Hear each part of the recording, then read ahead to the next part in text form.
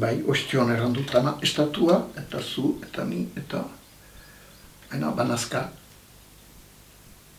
Era. Eta elkarrekin ez du eskubide berezirik. Hori pixka bat aldatu dute sindikatuek eta elkarteek. Baina bestelan, hastapenean hori zen. Hori zen. Eta nula eranen dut. Erakunde guziak ezabatu.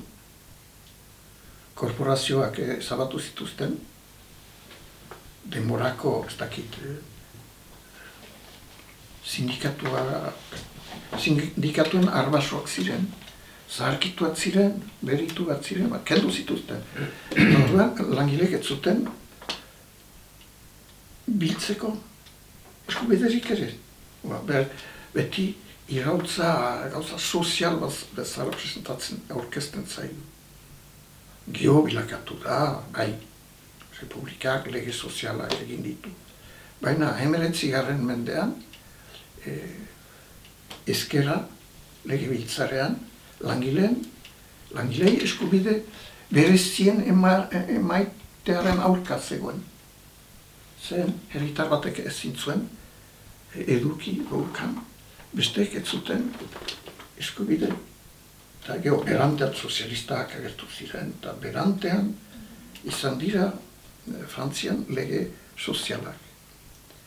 Eta batzutan entzuten dut orai munduko bigarren gerla aipatzen delaik. Bai, 36an langilek, bai, ziarriko eskubideak bildu zituzten, artean aleman langileak aiziren kanoi eta tankeak egiten, eta hola. Salbu horiek ez dakite, edo ahaltzi nahi dute, aleman langilek 1885 edo eduki zituztela frantsesek bizpahiru belaunaldi behantago bildu zituzten eskubideak. 36ko frantsesen eskubideak alemanek bazituzten 3 mende laurden aurretik. Orduan, bai, egalitarismo abstrakto hori ere oztopa bat izan da, luzaz, Frantzian. Bakoitzak, konkretuki bere eskubideak izan zizan. Beraz, estatua eta gero herritarrak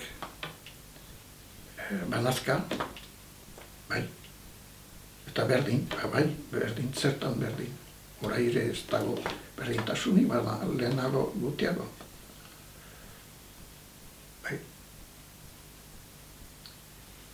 Beraz, ze pragmatismo hoi falta da maiz, frantziar pentsakera ofizialean.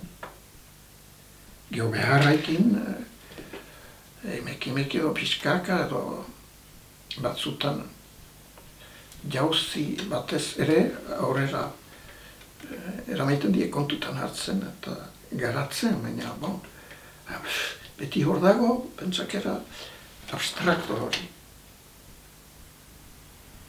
Eta iduri luke bakoitzak nahi izan ez geroz, behar den guzia egin dezakela bizitzan, eta ez da egia, batzuek laguntza behar dute. Goikoek bere burua aski laguntzen dute, denen diruekin eta denek eman botereaekin, behaz ez dute laguntza beharrik, beren burua zerbitzatzen dute. Baina behekoek maiz behar dute, laguntza behar dute.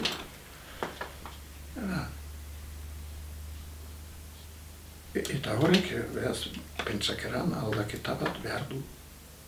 Hastapeneko pentsakera abstrakto hartaik. Behaz, egiazko bizitzara jaustia. Eta nik entzuten dut, gaurko presidenta, arrogan dela. Nik eran ezake ignorant dela. Egiazko bizitza ez duela ezagutzen. Hori. Egiazko bizitza ez du ezagutzen. Eta abstrakzioan bizi da, unibertsitatean eta ikasi dituen gauzekin. Ikasten ari da, baina iduriz ez aski laster.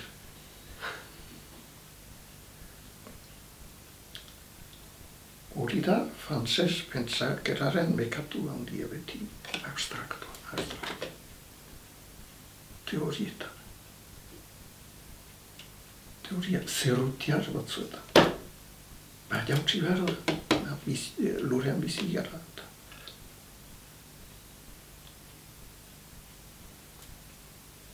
Eta lurrean diferentzia handiak badaude. Lurrez, hemen eta hor erreka ibai, edo ibarzolan ez da berdin. Han hartu egin zakezu, hemen ardiekin harri behar duzu, eta hola da. Hemen berean, nukanez baten ere muan. Eta horren pentsatzazu Frantziako ere muan, nolako diferentziak badiren. Lurrean hasteko, eta gero beste gauza guzietan.